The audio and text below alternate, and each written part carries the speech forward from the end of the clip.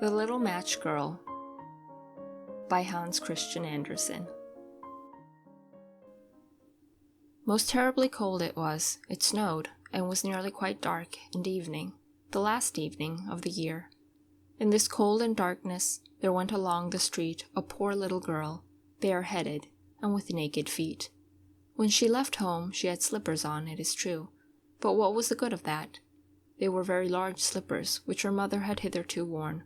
So large were they, and the poor little thing lost them as she scuffled away across the street, because of two carriages that rolled by dreadfully fast. One slipper was nowhere to be found. The other had been laid hold of by an urchin, and off he ran with it. He thought it would do capitally for a cradle, when he some day or other should have children himself. So the little maiden walked on with her tiny naked feet, that were quite red and blue from cold. She carried a quantity of matches in an old apron, and she held a bundle of them in her hand. Nobody had bought anything of her the whole livelong day. No one had given her a single farthing. She crept along trembling with cold and hunger, a very picture of sorrow, the poor little thing. The flakes of snow covered her long fair hair, which fell in beautiful curls around her neck. But of that, of course, she never once now thought. From all the windows the candles were gleaming, and it smelt so deliciously of roast goose. For you know it was New Year's Eve. Yes, of that she thought. In a corner formed by two houses, of which one advanced more than the other, she seated herself down and cowered together.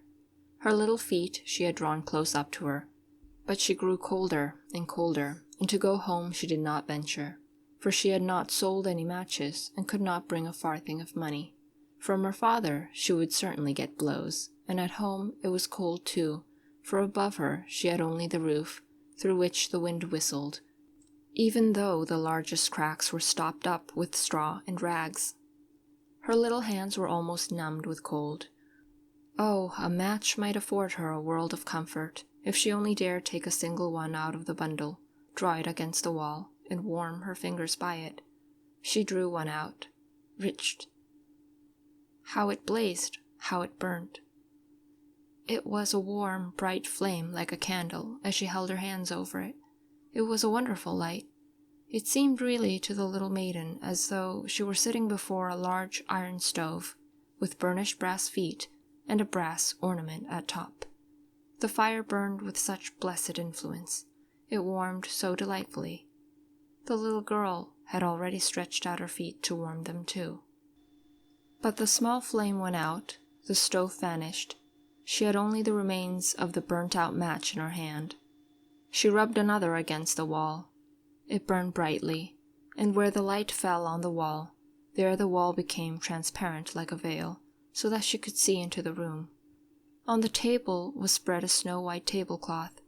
Upon it was a splendid porcelain service, and the roast goose was steaming famously, with its stuffing of apple and dried plums. And what was still more capital to behold was, the goose hopped down from the dish, reeled about on the floor with knife and fork in its breast, till it came up to the poor little girl, when the match went out, and nothing but the thick, cold, damp wall was left behind. She lighted another match. Now there she was sitting under the most magnificent Christmas tree. It was still larger, and more decorated than the one which she had seen through the glass door in the rich merchant's house. Thousands of lights were burning on the green branches, and gaily colored pictures, such as she had seen in the shop windows, looked down upon her. The little maiden stretched out her hands towards them when the match went out. The lights of the Christmas tree rose higher and higher. She saw them now as stars in heaven. One fell down and formed a long trail of fire. "Someone is just dead," said the little girl, for her old grandmother, the only person who had loved her, and who was now no more, had told her that when a star falls, a soul ascends to God.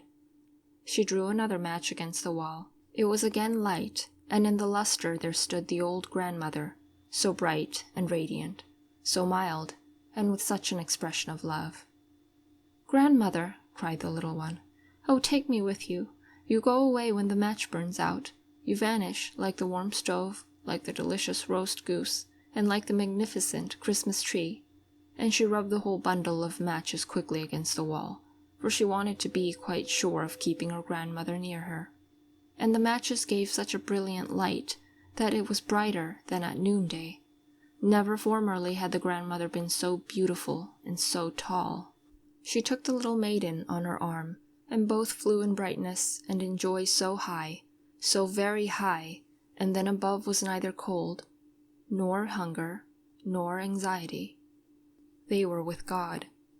But in the corner, at the cold hour of dawn, sat the poor girl, with rosy cheeks and with a smiling mouth, leaning against the wall, frozen to death on the last evening of the old year.